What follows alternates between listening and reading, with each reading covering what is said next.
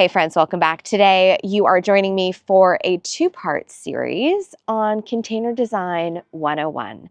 We are going to talk centerpieces, we are going to talk pulling together a cohesive color scheme, and all of this you can absolutely 100% do on your own at home. So let's jump in and I'm going to give you some basics. This is Container Design 101. Before we jet off to the nursery, I want us to be set up for success. So for today's example, we are going to pretend we are planting up this pot. This is a fantastic self-watering container by Crescent Gardens. And what I want to do is I want to give this a little bit of a measure, right? So this is an 18-inch wide planter. However, I don't want to measure 18 inches. I want to measure my interior space. And so for this container, I really am playing with 14 inches. Now that we have established we are working with a 14-inch diameter, I want you to grab a old paper bag, some old wrapping paper, any piece of paper that you might have as a baseline for our stencil. What you want to make sure is that you have, in our case, 14 inches to work with. And since I'm using this paper bag, I want to make sure I have 14 inches this way, but also 14 inches this way. What that means is I'm going to need to cut this out and lay it flat so I can begin the stencil from there.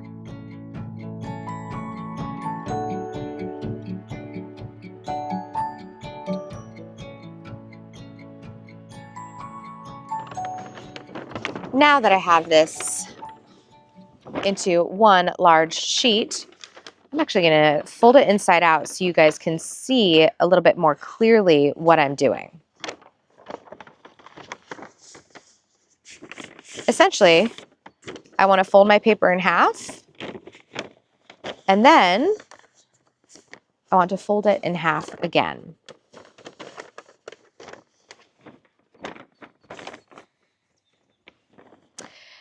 Now what I want to do is I want to find the intersection of my folds.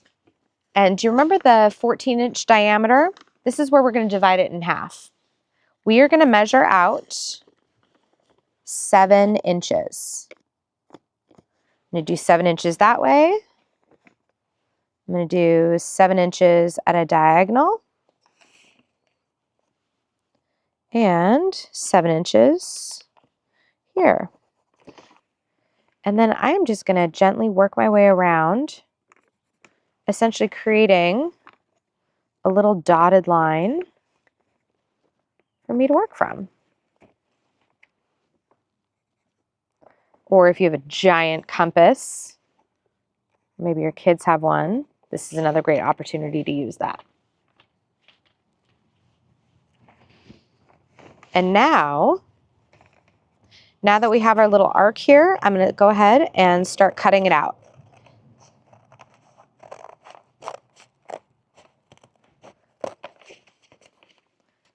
Pull it in from here.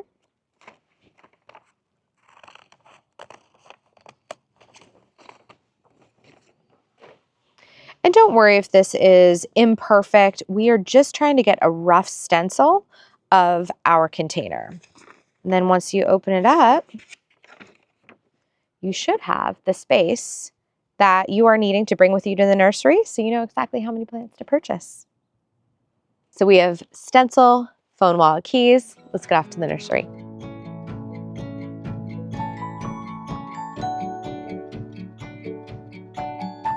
And lest I be on the internet pretending to be perfect, check this out. Some little monster hijacked my pot, snipped off this cute little baby tulip.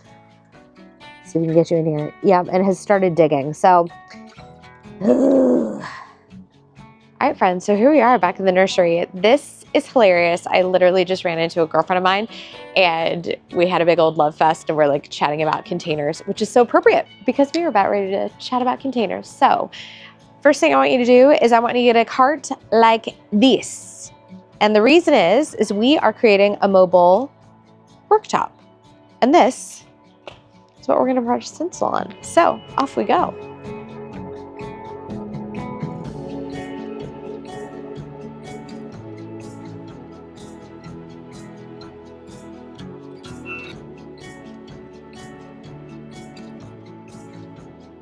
Okay, my friends, so one of the first things that I do when I am constructing a container is I like to think about what shape I want my centerpiece to take. So you've got a couple of different options. I mean, really the sky's the limit, but I want to walk you through three kind of classic shapes that you might see. So first up, we have this cordyline. There's also a dracaena, there's phormium. These are all going to give you this big spiky shape. Essentially, what I want you to take a look at is here. If we are dealing with a container that is 14 inches in diameter, you really want to stick to a quart or no bigger than a gallon size because we want to leave a significant amount of room for planting. Now, if we choose a spiky shape, this is going to give us some nice airy volume and a lot of movement. Our next option is something like a little cypress, right? This is going to be more precise. It's evergreen. This is probably going to live in a container a couple years and then you're going to get rid of it and move on to something else. This I would do in a quart as well. You could go a little bit bigger, but I want this root ball to stay tiny so I have lots of room to play with. And this is going to be a situation where I'm wanting to emphasize some nice columnar height. Option 3 is a tiny shrub. Now, this is in a gallon size, and you can see how if I were to purchase this, I would want to put this near the back, maybe no more than an inch off the back, if I'm doing a container arrangement that's up against a wall, right? And that's gonna leave me with all this space. Now, second thing, as you're thinking about what shape you want this to take place, is how you're gonna position this centerpiece. So we could put it in the middle. I would choose this if I was going to be able to see this arrangement from all sides. You could put it towards the back if I'm up against a wall. And then the last thing you could do is if you have a pair of flanking containers, like flanking a door, you could actually offset it and do more of a radius planting so that if you had two of these, it would almost form like a V as it comes down to the front door. That is spectacular as well. So as you can see, we have three very different shapes that are going to be our jumping off point, and also a lot of different positions that we can take within the container. So step number 1, figure out what shape you want your centerpiece to take, and then make sure it's in proportion to whatever container you're planting. I do not want my centerpiece to take up more than half of this container unless I am putting it in the center, in which case I'm doing a small collar planting.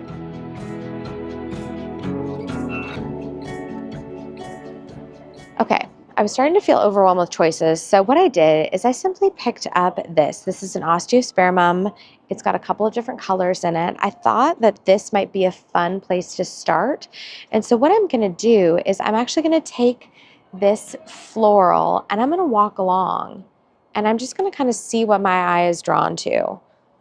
And what you can sometimes do is just simply scan it across, and you're going to immediately start telling like, okay, not quite it, not quite it.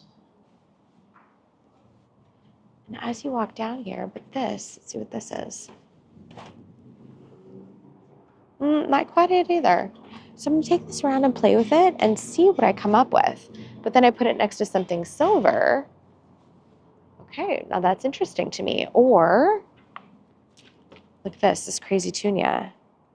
Now that's a little interesting to me too. So we're starting to get going here. So let's kind of see what we can come up with. Okay, so we're still in this kind of hip period where we're moving out of the real cold of spring, but we're not quite into the warmth this summer, but yet the nurseries are starting to bring in product that is going to be marginal if we get a cold snap. So as I went through, I was looking at a couple of different things, and here's what caught my eye. This is a Deltini. It's called Viola Deltini Copperfield. What I love is it's got this kind of orangey business going on here, but then on the backs of these, I don't know if you can see this, but some of them will get a little bit purple. And when I put that here, I thought, okay, that's kind of moody and interesting. But then what I did is I saw this. This is a carmine rose. And if you look at this, this starts to bring out some more of the subtle tones in here that I'm really liking. I grabbed a third pansy. This is Viola Rose Blotch. This is one I use a lot. This is another good option. This feels potentially a little too pink, but I do like the fact that it's got a real pronounced yellow center, which is starting to tie my arrangement together. It's interesting. So I love this. This is kind of one thing I really like to do is I like to bring in like a bicolor floral moment. So something that has a couple of different tones that I can like bridge my arrangement together. I can provide this as a pivot piece. I can bring in some yellow. I can bring in some like rosy tones. So this is my bridge element. And then I'm really liking these two right now. The only problem I'm seeing is right now I'm very green on green in terms of foliage. So let's kind of take a look at some options.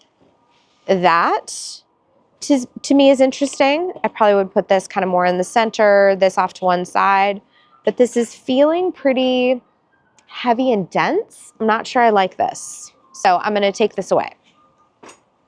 All right, next up, I have a Dracaena. Take that away. This is airy, this is light, it's kind of fun.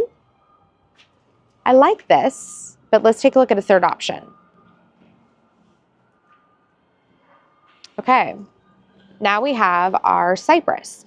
This is something that you see all over the place. It's pretty standard issue, but I want to show it to you because I think this is something you can easily get your hands on. This, with this vibrant green, this is giving the arrangement some weight, and I do like the different texture and the brightness that this is bringing in. So I think I might actually go with this as my centerpiece. Now that I've decided that, what I'm now going to do is that now I need to look for something with some heft and some color that's going to bring these floral moments to life. So let's go on the hunt for that next. Okay, I am lined up against a bunch of heuchera. This is, I'm going to design this as like a part sun container. And there are a lot of these heucheras that only do shade, they only do sun, or they do a mixture of both. I find that this is a really flexible plant. So what I want to do now is I want to look for some colored foliage, maybe something in a darker tone that's going to play off this kind of like carmine rosy situation I've got going on. Immediately my eye is kind of drawn here. And again, don't be afraid to take your plant in. Like, look how this looks very sickly. That looks too green. This looks too dark. But over here, if you can take a look at that, this is starting to, now we're cooking. Now this is something really interesting here. And which one is this? Oh, Carnival Watermelon. Okay, this is a very, very good one. But it's in a gallon. If I put this gallon in a 14-inch container, check this thing out. All of a sudden that thing becomes my centerpiece and I'm out of proportion. So I want to be looking for a quart size of this heuchera. So let's see what we can come up with. They do not have a quart, but I can kind of imagine how big this is going to be in here, but the color is right. So I'm going to carry this with me as I choose the rest of my elements, and I'm going to go to another nursery to see what I can find in a quart size. Next, I think I need a texture bit. I love having a grass in a container, so I've brought 3 different options. And again, I'm going to encourage you to play. So I'm going to put my cypress at the back. I'm going to put my heuchera kind of off to the side. And now I feel like I need some volume right in here. So we can take a look at, let me just move that out, a black mondo grass. So kind of an interesting choice there. We can take a look at something brighter, which I like that too. And then we can also go super bright. But now it feels like I'm having like a citrus party here.